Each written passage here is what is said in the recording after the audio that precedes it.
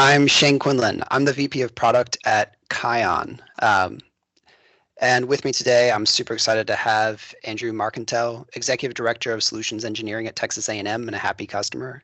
For full transparency, Andrew has generously agreed to share his experience with all of you here. His team worked through our Internet to Net Plus partnership to directly acquire Kion, but we're super excited to have Andrew here and to share together how we think about creating more confidence in the cloud.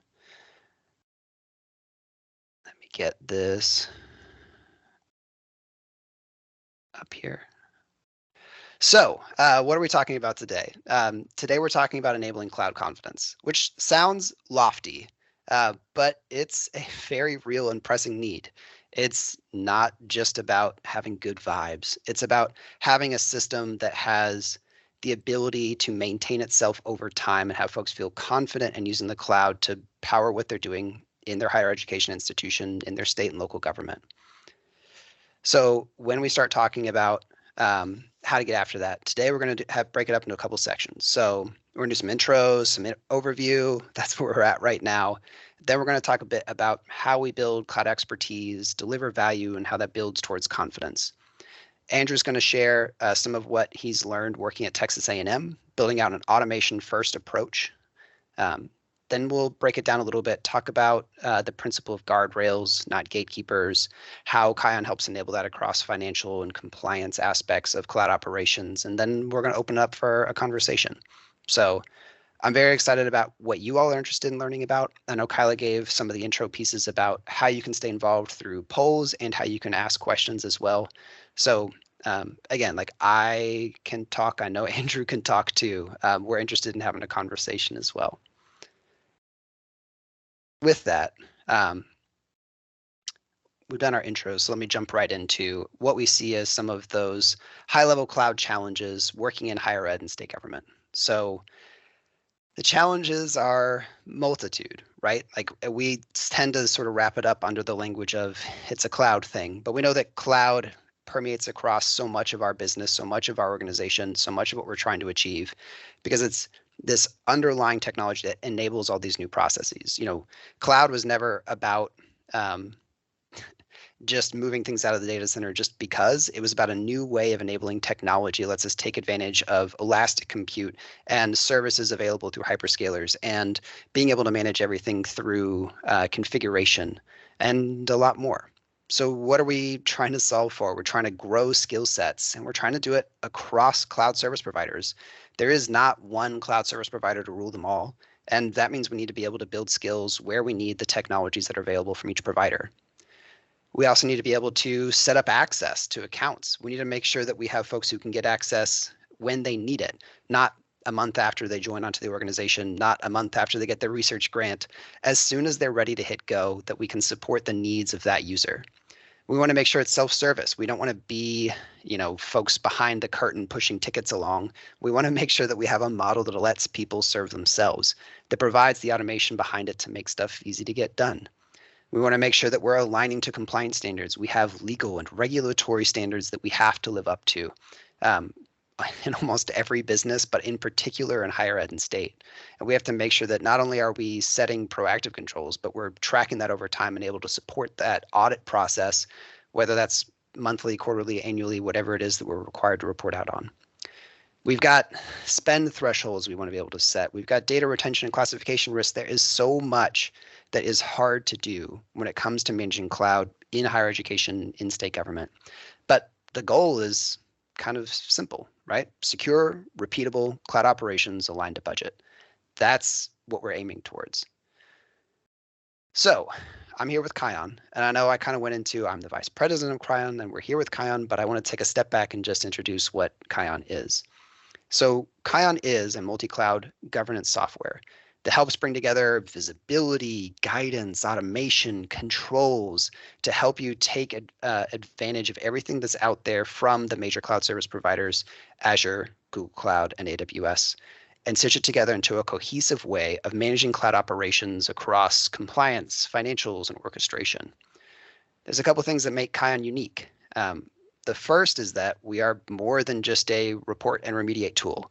We go beyond just notifications and creating more work to be done. We actually help prevent work from happening in the first place, or at least busy work from happening in the first place. We also install self-hosted SaaS. So that means that you get to own the data and the application, the upgrade path, all of it. That means that you don't have to worry about sharing the keys to the kingdom for your cloud estate with a single tenant SaaS solution. We also have a very specific philosophy about how we provide access to cloud tools. So we give users direct access to cloud native services through Kion. We are not a catalog. We are not some tool that you use. Instead of the CSP interface, we want to make sure we give users access to the AWS Management Console or the AWS CLI or the Google portal to make sure that they can actually get in and do the things on those cloud native tools that they need to do, not making it this opaque system that they have to work through. And we're also building for a lot of different user personas inside Kion.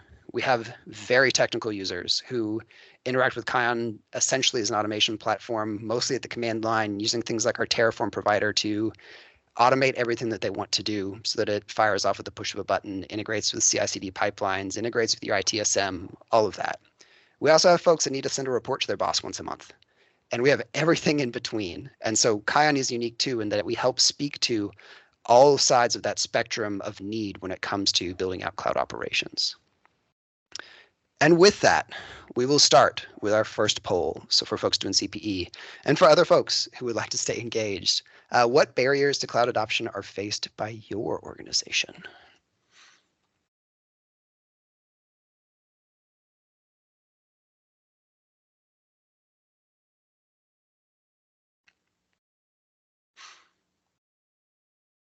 Awesome. All right. While you're answering that poll, I will keep the ball rolling. So when I start talking about, or when I think about building expertise in cloud and getting folks to this higher state of where things happen automatically and we don't have to think too much about the busy work and we can focus on the more important aspects of our business, I start to think about unicorns. And I know that's silly, and I know this image is ridiculous, but stick with me. So in my real world experience, I have led 3 different cloud migrations across various different industries in healthcare, in government, and it's always a trip. Now that I'm in this role with Kion, where I get to work with organizations that are in all kinds of different states in terms of their cloud journey, I get to see both what's unique and what's shared. And, in my experience, I remember having my boss coming to me, a young product manager, and saying, hey, how much is your team spending on cloud? And to just be able to answer that question was so challenging. I mean, weeks talking about what permissions were needed for product managers, how we wanted to systematize that, how we wanted to hand them out, whether it was even something that product managers needed to do. Couldn't I just send you a screenshot from Cost Explorer and you can just use that to figure out what's going on? It was so painful, exceptionally painful. And then I also remember, we were working in an organization doing a lot of analytics, and we were like, all right, we want the machine learning group to take advantage of all the cool things available on Google Cloud. And from the IT organization, we were like, all right, cool. We've never done Google Cloud before, so we're just going to set something up for them, and they're going to manage it. So we're going to have the data science team over there, and we're going to do our own thing over here. And that split in terms of what capabilities different parts of the organization had access to, how they had access to it, how it was managed, how it was audited, how it was controlled, came back to bite us again and again. And part of the problem is that we felt like we didn't have the talent needed to understand and manage all these different pieces. Somebody who was an expert in AWS and Google Cloud and Azure and also knew how to build the kinds of service that we needed for our customers, for our users, for our mission. And that's rare. Like, that unicorn is exceptionally rare. I'm not saying they don't exist. I've met them. They are special and their horns are bright and shiny, but there aren't enough of them to go around. So what do we have to do? We have to build more unicorns. And by that, I mean, we have to build teams of people that know how to take advantage of all these skills. And we have to make it easier to build them. It cannot be this special exalted thing, this special process, this thing of trial by fire, where it takes them 10 years to build the expertise. We have to be able to trust users to get into cloud systems, to learn how they work, and to start taking advantage of the technology without worrying that it's going to break our compliance regime, lead to insecurity, or spiral out of control with spend. So, okay, great. And it's one thing to say like we should give people access and we should build up their skills, but most people want to learn hands-on, which means trusting them to start playing with the toys before you're totally certain about how to control it. And so sometimes you start to feel like there's this paradox between making sure that people have access, but also not increasing your organizational risk, not increasing access, as broadly as possible so that it starts to degrade your actual security posture because you're not sure who's doing what, where, and when. But you also can't hold back access. It's a yes and moment. We should be able to provide access to people so they can get hands-on, so they can start learning and they can start using, and they can start doing it fast, quickly, and effectively without increasing our risk posture.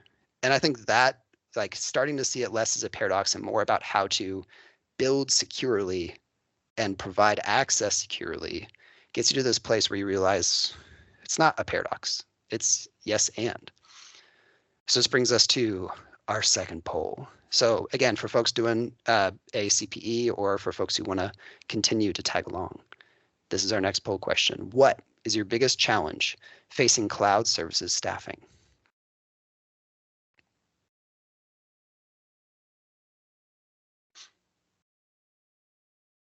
Second to absorb. Awesome.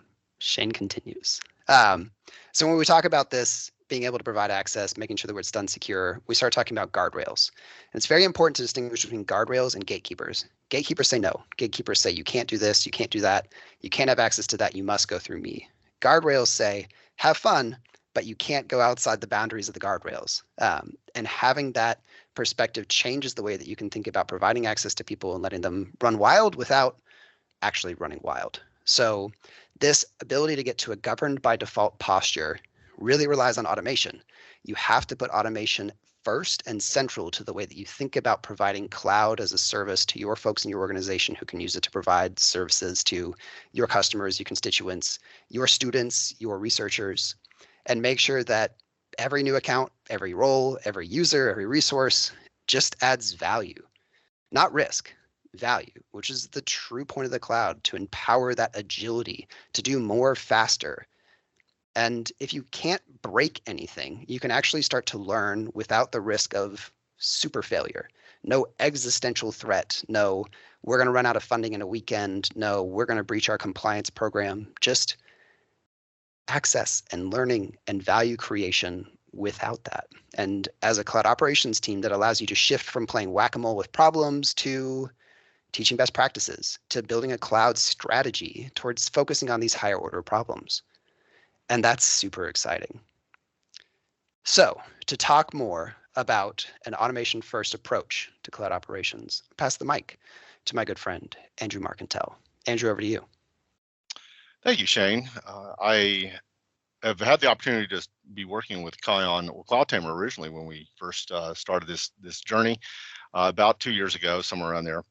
And I can't talk about this without a little bit explaining what Texas A&M is going through, has been going through for about 1.5 years now, with regards to consolidation and how this has been relevant to our cloud journey. Now, Shane took a little bit of my little thunder away talking about how we solve the unicorn problem, how we get past that. And so my screen, the screen background I have in the background is a little bit of a reminder that part of the process is to transport them to a new way of doing business. So this is a Stargate, comes from a show that was on Sci-Fi Network for a long time, for those who don't know it.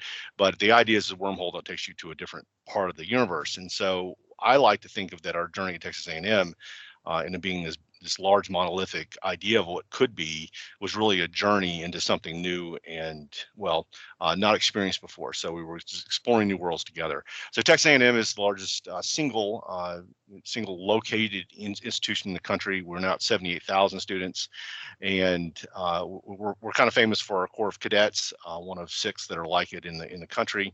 We're also R1. I think we're somewhere right around $1 billion in research, which is interesting because that's a big part of what drove us to the cloud to begin with in 2020.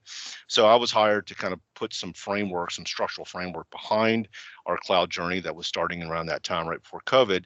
And part of that idea was to build a automation orchestration first kind of mentality, but we did not want to have vendor lock-in as a big deal with regards to how we build our vendor partnerships in the state of Texas in general.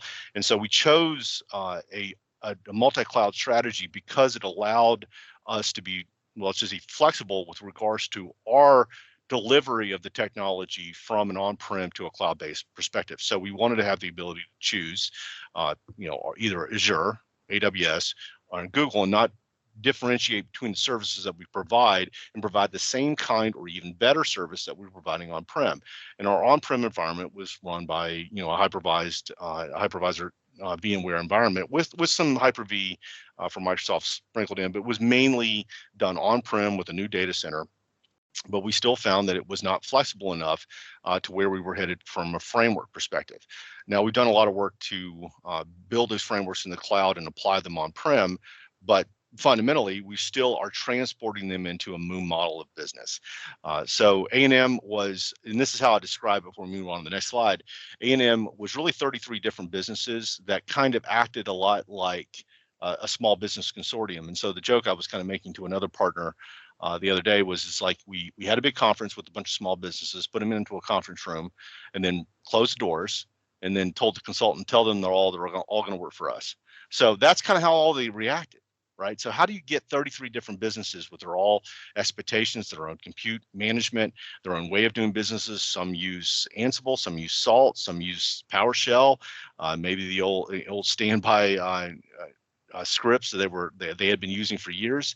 How do we build this into a common framework? So we're moving to the cloud. We're going to use all 3. So the very first thing that we thought of, which was, let's develop an orchestration framework to apply it, and then good practices built upon that. So the first technology we really chose was Terraform. And so this was kind of based on the concept that we were going to use runbooks and playbooks from Ansible that some of our staff had been using in a diverse capacity prior, but we could use a common framework to apply this orchestration automation to the environments we were applying them into.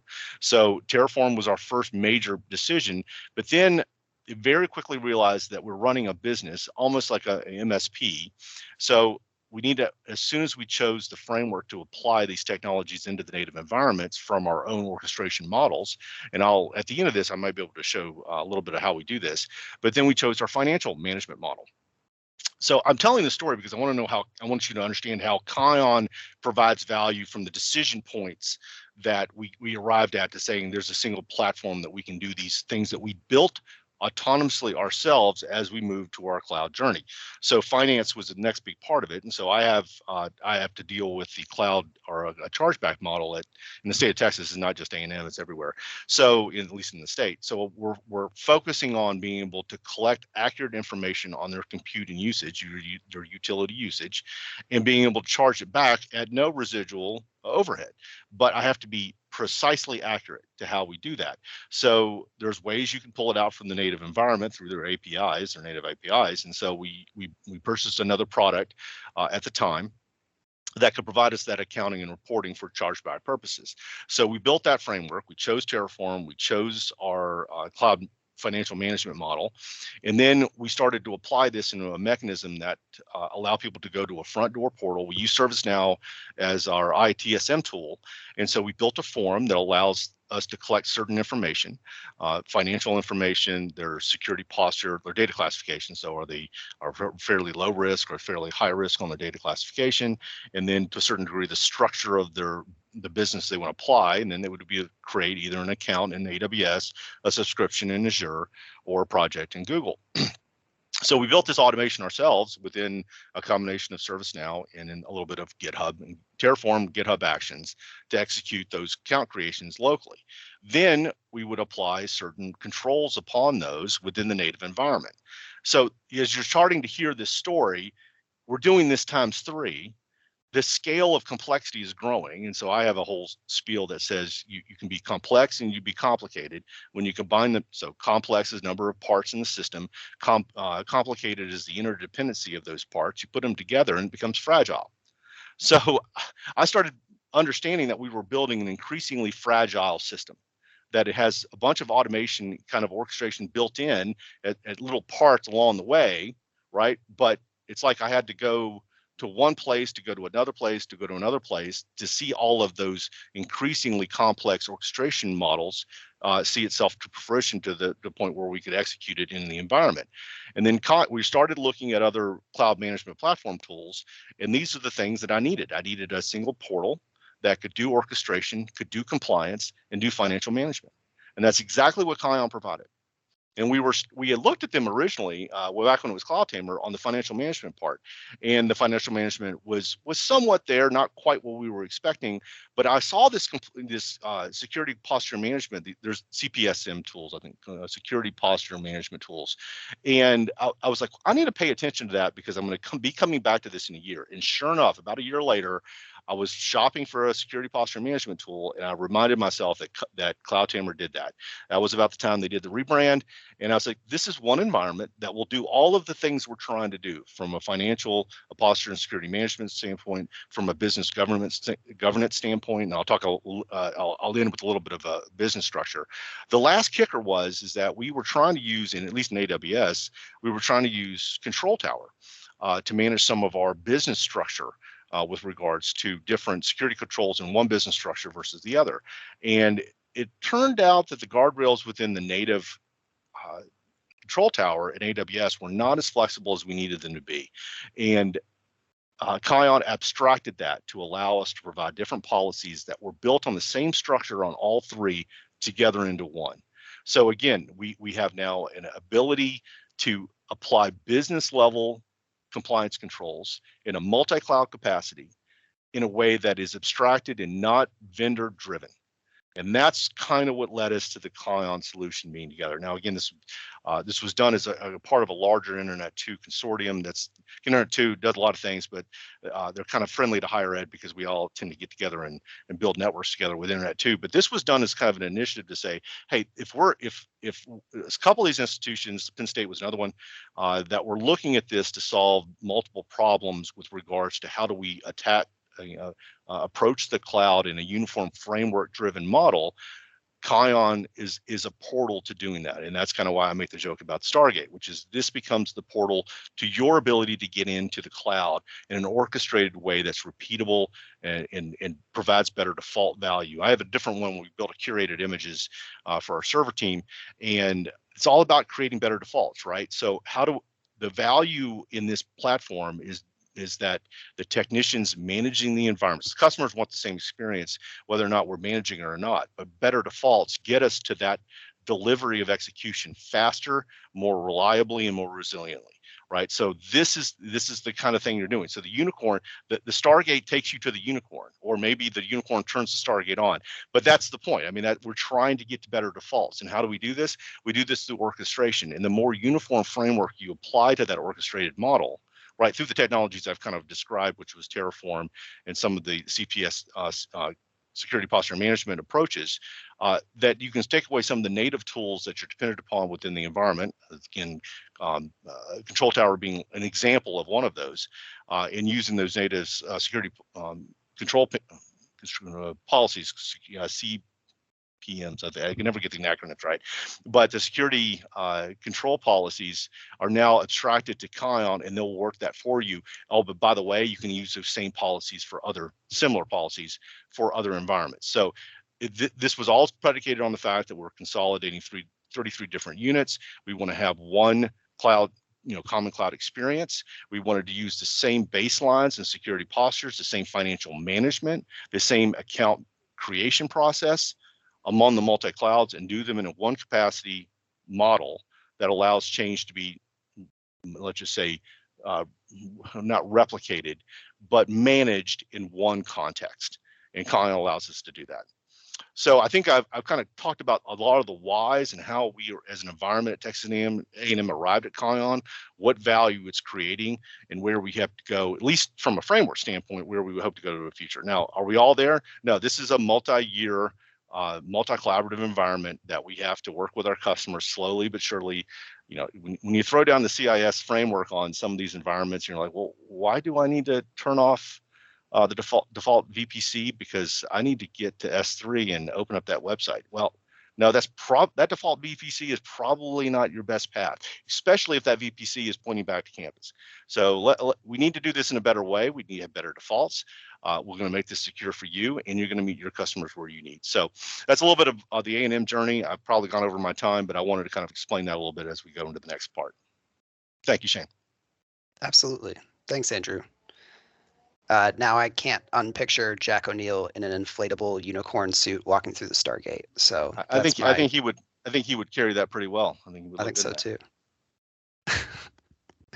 So building off what Andrew said, like, you know, as you're building through the implementation, I know Andrew talked about fragility, but we also have talked with folks who are seeing, it just feels like the way that they're trying to wrangle those pieces of what's happening in cloud becomes more and more and more challenging. And the way that maturity and scaling happens in cloud, we know happens in fits and starts and sometimes backwards the way it should. You scale way before you set central controls, or you set central controls before you've migrated anything out of the data center. But a lot of times you start to get to this place where it feels like the threads are unraveling. Spend's out of control. The accounts are proliferating. Payers are proliferating. Compliance is there, but do we think about that before we got started, or do we have to fix it after the fact? And you know, you bring in more tooling, and sometimes it just starts to create more work, where you have to get an additional queue of work around what you need to remediate and what you need to fix. And then we always know that resources are constrained. Ultimately, what our organizations serve in cloud operations is enabling the mission, enabling how we can serve our constituents, enabling how we can serve our students and our researchers and our staff. It's not so much about making cloud better. Like, that's not our core raison d'etre as cloud operations. We're here to serve the bigger mission. So we always have resource constraints, but we got to make sure that that works for us and works for the people that are working with us. And I think the biggest thing, you know, my big takeaway is we talked about building expertise, but the flip of that is building value. And I know that the DevOps infinity symbol gets used and abused, but I think it's an excellent illustration to sort of understand how CloudOps sits at the center of this loop between how we build value and how we build expertise, to build more value, to build more expertise, to build more value, to build more expertise. And at the center of that, what CloudOps really helps create is that confidence. That is the purpose. That's the reason for our teams. It's the reason for what Kion does. It's about building that confidence that your users can go out and accomplish building value without having to worry too much about what that means from a risk perspective. And that also you're enabling more folks to take advantage of that capability, to drive more value creation, to be this force multiplier, this reinforcing feedback loop between more folks who understand how to get after it and more getting done. And when it comes to building expertise, we talk about guardrails, this by default, this governed by default, being able to minimize risk, simplify management, and build trust because you know that what you're building is secure by default, or budgeted by default, or compliant by default. And getting to that better by default standpoint lets you build that confidence to deliver on the value that lets you build the teams. So, guardrails, not gatekeepers. We can help manage financial security, identity, and compliance risks in one control plane with good governance, and a governed by default implementation helps you stop playing whack-a-mole. Not immediately, not magically. It doesn't solve everything with a total silver bullet, but this flipped automation first starts to enable a pattern and a new way of thinking that lets you establish better patterns that are more sustainable over the future and scale better without having to add people. And that is a much more survivable, thrivable system for the way that we can get after accomplishing better cloud operations. So a couple examples of how this kind of works with Kion. So from problems to solutions to outcomes that you can actually see. What we see in the way that guardrails get applied is that an example of overspending. You know, run into the situation where somebody does something, you didn't realize that a Lambda is creating a database that's getting loaded, that's calling a Lambda that's creating a database that's getting loaded, and all of a sudden you come back in on a Monday and you're like, what is that? From a spend standpoint. What Kion enables you to do is to set budgets to make sure that projects don't go off track, set enforcements to make sure that you can tell when a budget is starting to get hit, or even start taking action like shutting down resources or turning things off overnight. And that enables users to experiment and practice without worrying about something that they forgot or didn't clean up or was expensive and they didn't realize it during the implementation. It helps act as a security against that. Another one we help with is overprivileged access. A lot of times you see, I didn't know exactly how to give them the right controls, so I kind of gave them admin over here, but it's cool. We'll just make sure they don't break anything. I know that that's not a best practice. We know that that's not the way it should work, but sometimes it can be really challenging to understand the specific needs and demands of a system. So we see things like someone who's doing some BI work just needs read-only access to the data in some bucket, and we don't really have something pre-built for that, and so we kind of give them read-write instead. We didn't need to give them read.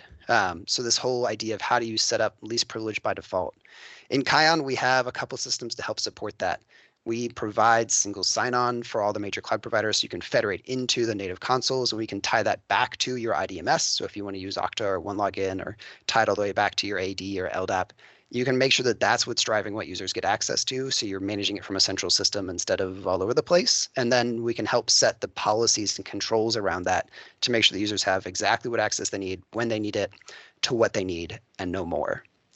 Misconfiguration happens too. You'll see someone who has like an S3 bucket and it's, does it need to be public? Probably not. Was it set public? It probably was, but that's okay because we can now catch that. Automation helps ensure that policies are set to make sure that things like no S3 bucket in this space ever gets publicly exposed, ever. And to make sure that over time that doesn't change. So you can make sure that there isn't drift that happens over time and that baseline, even though it was set initially, changes and now has to be reset. Kion lets users provision resources in new accounts without freaking out about misconfiguration, letting you build, not break. And then compliance too. We start to see things where you have resources that are tied back to funding from like NIH and they have HIPAA controls and you have to make sure that you're encrypting PHI properly, but it's not actually happening. So how do you make sure that we don't create systems that aren't applying those standards by default? We have a number of features inside Kion, including jump starts that have pre-built compliance program resources that set proactive controls and also checks after the fact to make sure that not only do you start compliant, but you stay compliant. And that means users can build without always worrying about compliance and always fearing and going back to those big, long checklists of all the things that must be done in order to maintain a control family, a compliance program. Anything they aren't supposed to do, they can't do. And that's super powerful. And this brings us to our third and final poll. So again, for folks doing the continuing, the CPE credits, this is our third and final poll. What is your biggest challenge facing cloud service delivery? I'll leave it here for folks to read that, absorb that, get a chance to fire off a poll response.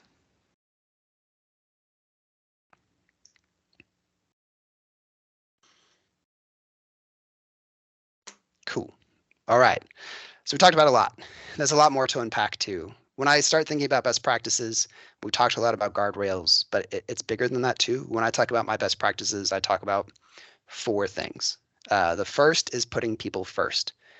We exist to serve people. Everything that we do is about serving people. And we need to make sure we put people first, not in the way that we provide services through cloud, but also in the way that we let people build on cloud too. That means rapid provisioning so users don't have to wait longer than they actually need. It means letting people learn hands-on, and also means designing systems with empathy, understanding what those constituents need in order to do the work, understanding, as someone is trying to ask for an account, what it means to them, how they frame it, what their language is, so we don't create systems that become impediments just because we don't understand where our cloud users are coming from. We've talked about guardrails a ton in this presentation, but that really allows teams to be accountable and individuals to be accountable for what they're doing. It lets you run policies over everything. Policies rule the world instead of letting notifications and tickets run the world. And by setting inherited controls, saying these are our top level cannot, like non-negotiables, and then rolling that down to the organization makes it easy to ensure that the right policies are set as you build out more pieces of your organization. We want to make sure we start with continuous processes. Automation first, self-documenting, transparent monitoring. It can't start with a every 6 months we'll do X process. You have to start with continuous. Support that from the beginning, and it makes your life so much easier down the road. And then making sure we're setting up systems that keep it repeatable. So you can share best practice. So if someone does something awesome in one account on one resource, that we can take advantage of that everywhere. That we can use cloud native tools, not some specific vendor-y thing that you can't really apply or has constraints or you're waiting on a code change. Cloud native tooling that lets you share and repeat and continue to use that on those cloud services forever and ever. And then ensuring that we're able to build everything as code, from compliance to financials to account creation and everything else. Those are the things that are going to enable that combination of guardrails and agility. So we've done a lot of talking about high level and how that works. I want to do a really quick walkthrough of kind of what that looks like in Kion. And then I want to open up for questions, start the conversation going, and then hopefully have time for Andrew to walk through some of what they're doing at Texas A&M as well. So without further ado, I'll turn off the PowerPoint.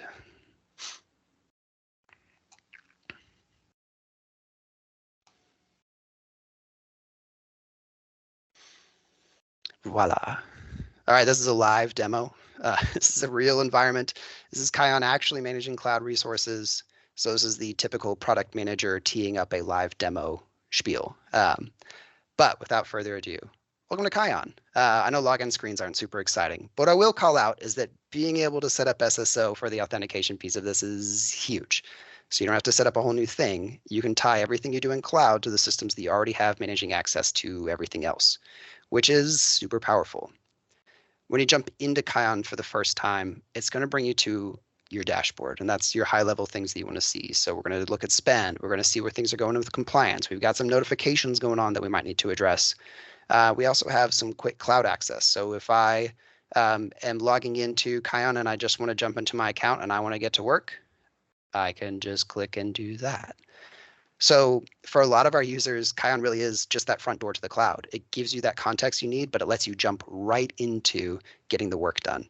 And it doesn't just have to be through the management console. You can also generate short-term access keys if you need to, hop into and out of projects as needed. But those cloud access rules let us tie your enterprise account to a user, to a role within a project that is bound by policies that make sure they get access to what they need, when they need it, how they need it, and no more.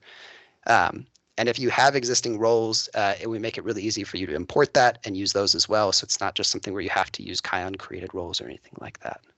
But all that said, I think the most powerful way of looking at Kion is looking at the org chart. It's not the only way, but it is the most powerful way because I think it does a good job of explaining how we can help you get a common view of what your entire organization looks like, and then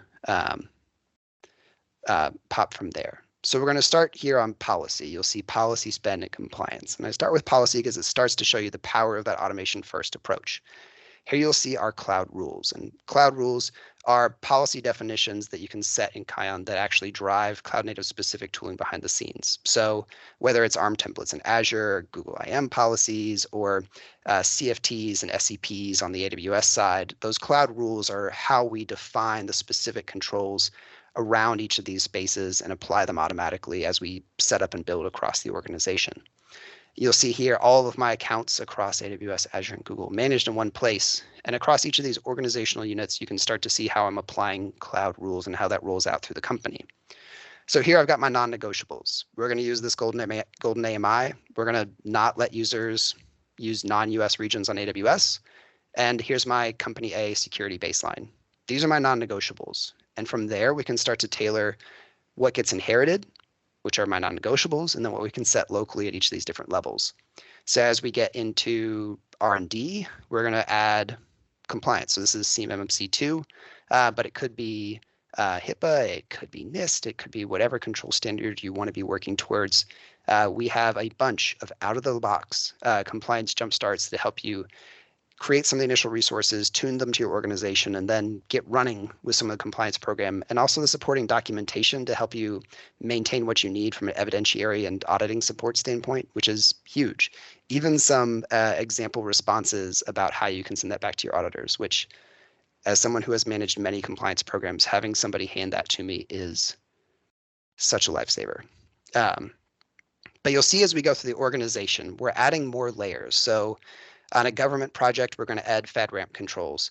On a biomedical, we're going to add some HIPAA controls. This is my more controls I'm going to add there. And as we get into biomedical, maybe we start to layer it on. So we're restricting non-HIPAA approved services. We've also inherited all these other controls from above. And that brings us down to the projects themselves. And the projects are where the actual accounts live. And Kion is super powerful because it not only lets you pull in the accounts that you have, but it lets you vend accounts too and tie that into your ITSM. So if you want to create, spin up, ship accounts with all this stuff prepackaged, as long as you build it underneath this organizational structure, you can use Kion as your account vending and provisioning system, which is pretty powerful. And so as you get into each of these projects, you can start to see how at the project we're helping understand and map what's going on, track all the resources, give users access to each of the specific areas based on the type of access they need, map and manage and add accounts as we need to, set financials, define savings opportunities where there's a chance to save money, set enforcements to make sure that you don't spend too much. And we can also start turning off resources, manage cloud rules, like all these layers of cloud rules that are applied across the organization, track compliance, not only against standards, but to understand the criticality of different findings and how we can address that. Users, permissions, notes, just whole shebang. And I do that really quickly just because all that detail is there, but it's all underneath this org chart that lets you set and inherit all these policies down and out. And we do a very similar thing when it comes to managing spend. So if you want to, for the last month, understand how you're doing across the organization, you can set all kinds of different controls. So we grew up working in the government space, but we also have tons of commercial customers as well. And so when it comes to budgeting, we have a lot of flexibility. We can run projects without budgets. We can let individual teams set projects on each of their budgets and it rolls up against a larger threshold. We can set very specific funding sources that are tied to specific contract vehicles that show every single penny that gets distributed down across the organization. All of that and everything in between supported in Kion. So we certainly understand where there might be really heavy constraints and a very specific way of rolling out funding, but we also have the ability to support really flexible plans to help meet you where you are, like Andrew said. And then we do something similar with compliance too, where you can start to understand your overall compliance picture and how that's impacted down and across the organization to see where you're seeing the most risk, how you can address that, and then build that into your operations flows as well. So if you want to have users submit suppression requests, if they have a finding that they actually have a good justification for, you can do that through Kion or through third-party ITSM findings or ITSM integrations, whatever works for you. And we can also pull in third-party compliance findings as well. Done it with Tenable and we've done it with other solutions too, which is really great in terms of giving you a single place to pull all this together. And I think it's also— Yeah, I want to bring up that last point, that suppression. The suppression is usually done from the back end. This was one of the only tools that we saw that allowed the user, meaning the administrator of the environment for that particular unit, that account, to issue basically a workflow request to suppress a finding. So that's pretty powerful. That allows autonomy to the user to control their own environment. If they know something about the compliance environment that the auditor or because you're using to a certain degree the robot does not know what you know. And as long as we understand that appreciation to say, okay, tell us what we don't know, Kion acts as a bridge in that capacity. So that's not a trivial statement. It gets passed on very quickly, but it's important to know that you want dynamic information through this tool, right, to allow you to better support your customer. Thanks, Andrew. I really appreciate that.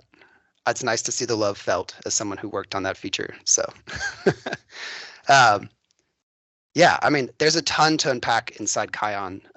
You can vend accounts, you can look at individual resources, you can do reporting and understand, what you're spending across each of your OUs or projects. You can get as deep as you want to or as narrow as you want to, and you can tie all that back with our public API into the automation systems you have in place. Or if you are a true lover of Terraform, we have a Terraform provider that a lot of customers are using that makes that really easy to just never leave Terraform and still get all the power of Kion. So to have all of that in one compact little bundle is pretty powerful. And that's really what we're most excited about inside Kion is how we can help support some of those needs, whether it's just, hey, I need to give this report on spend by service and understand what's driving most cost every month and show that side by side, or whether it's I need to make sure that there's a new policy that rolls out this new change to this compliance standard that's happening in the next 6 weeks. So all of that and everything in between. I know I got to play showing a bit of a demo. Andrew, if you don't mind me mixing it up, I think it would actually be more fun, and I think we have time for it to take a spin through what you've been able to do with Texas A&M and then switch to discussion if you're up for it. Yeah, absolutely. So I'm going to share my screen. This won't take long because I'd like to get into the Q&A part, but what you're looking at here is my ServiceNow form. Look, it's nothing special, right? You don't need a unicorn to create this part. I'll tell you what the unicorn comes in later. This guy named Blake, you'll see it under is a demo account. So we collect information that's pertinent to what we need our environment to collect. So obviously the requests are this famous account number, that's the Texas A&M, it's actually an old mainframe concept. That's our billing account, right? So the department they're coming from, who the owners of the environment will be, so who we create accounts for. We have a taxonomy for naming the accounts. You'll understand that in a minute. And then the important part is we're gathering their data classification. I'm not going to walk you through this process, but basically we really care if it's research driven. We really care if it's ITAR controlled. We really care if it's HIPAA or it's some sort of, we don't do much what was the credit card one? I can't remember the name of it off the top of my head, but we really do care about FERPA. We really do care about HIPAA, and we do really care about ITAR. So when they fill out their little form, they're going to get one of these public, which is like a common, let's just say truly state of Texas public website kind of thing. University internal, which often is just stuff that goes on internally, accounting, internal activities that we need to care about, but really nobody else would care about it. Confidential, those will be things I mentioned, which will be HIPAA, some FERPA, and then the critical is the ITAR, right? So this is filled out, and then it gets put into a repository in GitHub. So I'm very briefly going to show you this so you can understand it. We have a structure behind it, but this gets imported into a state or into a repository in GitHub, and then we start to build Terraform to create its state file. So I just want to show you the structure behind it real fast. With the account information is dumped into a comment. It always slows down when you're doing a presentation. So here are the many accounts we do. We're going to pick on our unicorn, which is Blake. This is his demo account. And this is, we have an account Terraform file and then the definition YAML file. I want to show you the YAML. Here's the information we collected from the form, and it's ready to go. And here's, you see that university internal, which is classification plus the billing account and the budget, right? The budget is important because that's to a certain degree how you could set up your account management, your OU structure at the top of your tree. So you do, depending on how you do your budgeting, this might be important if it's a top down or a floating. What's the name that you guys used, Shane, on the floating budget model, which I think was one of our requests, where you can disassociate the budget from the top of the tree down. I can't remember what that was called, but the short of it is you have two different budgeting models, and you can set alerts on both, but you can set it up to where it takes from the zero sum model, so everything feeds up from the bottom, must add up to the top of the tree. So you're seeing this. It is then put into a account Terraform file that then is run through GitHub Actions and creates the environment. Now, currently we do this in the native environment, but very shortly we're going to do this through Kion.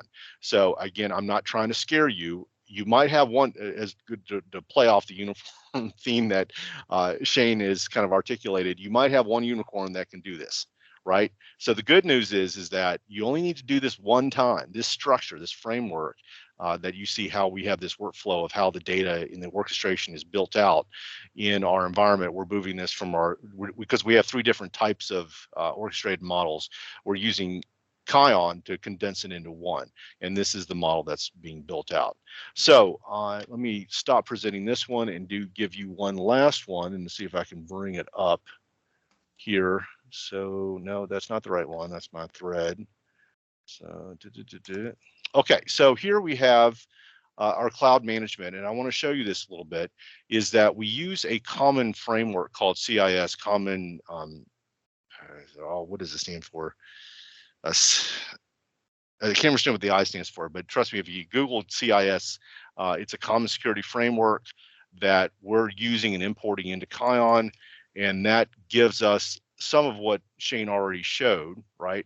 So it shows us the standards, but then I wanted to show you guys specifically how it applies to Blake's account in the capacity that we used it for.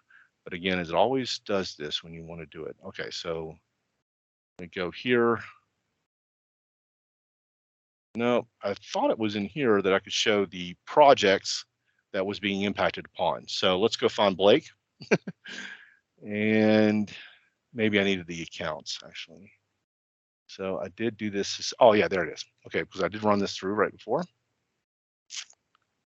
So we're applying a common security framework upon the account that was imported through orchestration. And then the compliance check is run. In this capacity, once I find Blake's account, there it is, right? Here we see some of the events that have been found within that environment doing its check. So it goes from the way he's using port 22, a few other security group defaults.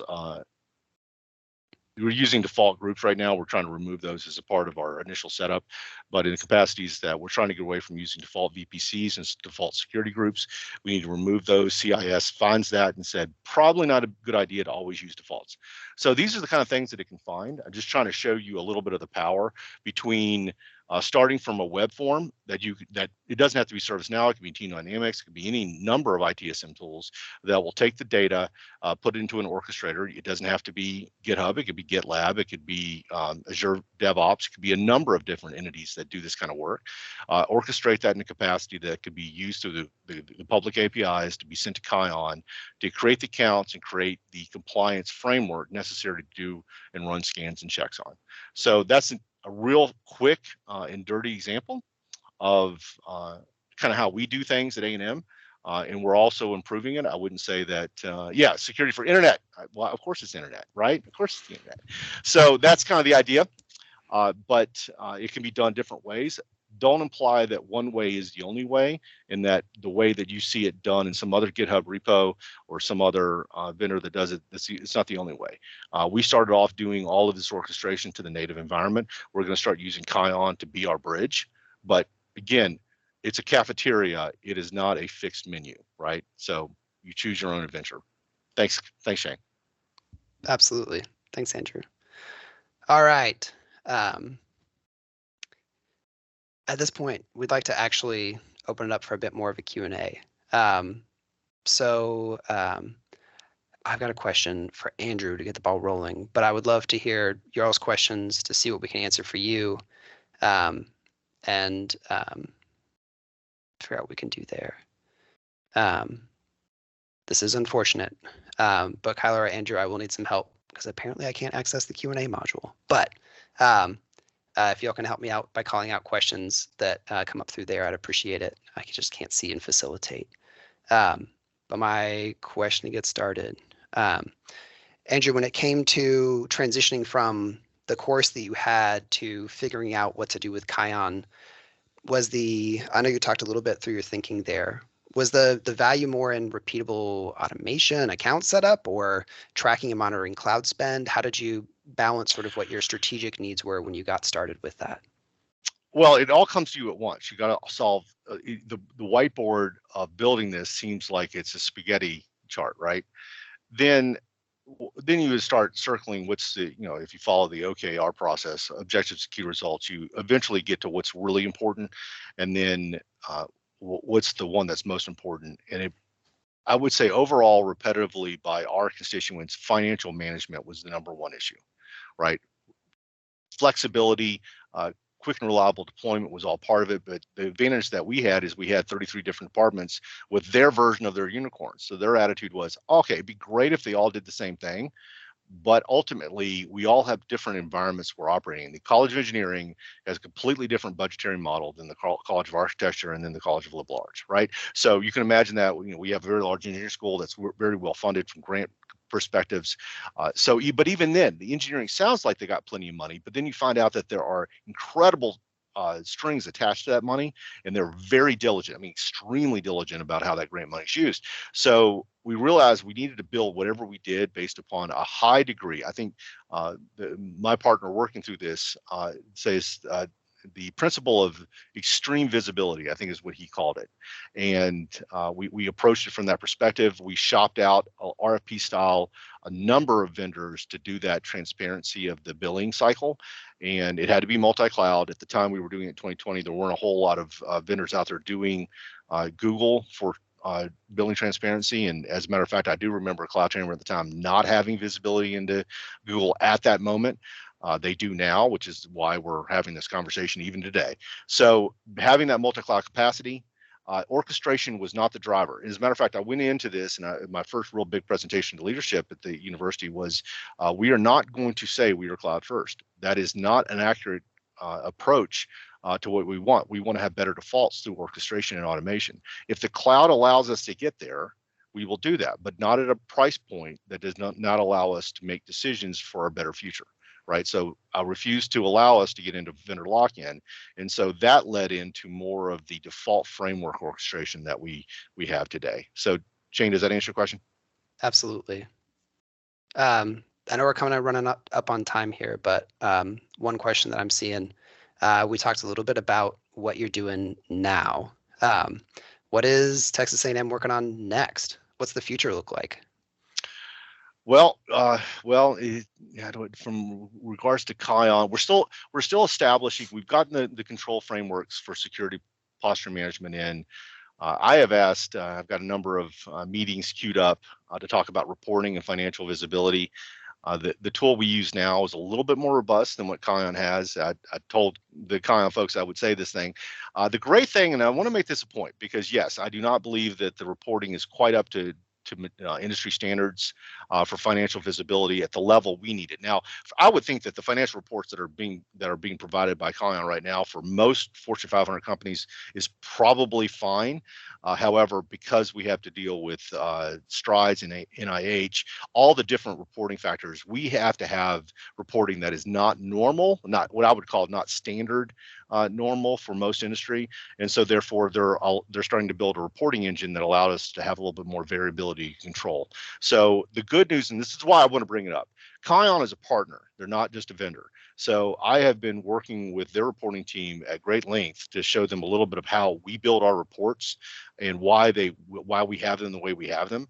And there's never a no. There's never a it'll be on the fourth quarter of next year. Like, nope, this will go on the list. We're going to prioritize in the capacity that is something we're already working on, and we will give you feedback and update as we're building it out. So I want to also make this point is that at least from the A&M perspective, we have a partner and not a vendor. And that's very important for us to establish the future of where we're headed. I love that, Andrew. Thank you. I know I made you do all the answering. I really appreciate that. I know we're kind of coming up on time here. Kyla, I know you wanted to be able to take the mic back at some point. I'm not sure if we have any other questions you want to call it as well, but I will cede the floor. Awesome. Wonderful. So that is all the questions we have for today, but I will go through just our final slide. I do want to take a second to thank you, Andrew and Shane, for being with us this afternoon. That was a really wonderful, engaging presentation. I also want to take a second to thank the participants who joined. We hope the webinar was beneficial to you and your organization. And we do greatly appreciate your feedback. So if you do have an extra moment to stay on the line real quick, we do have a 6-question survey that we would ask you to fill out, and I will be sending it in the chat right now for everyone. And if you have any further questions or would like to request more information, you can feel free to contact Tyler Schwartz via the information on this slide. And thanks again, everyone, and have a great day. Thank you all for attending. Thank you. Thank you all.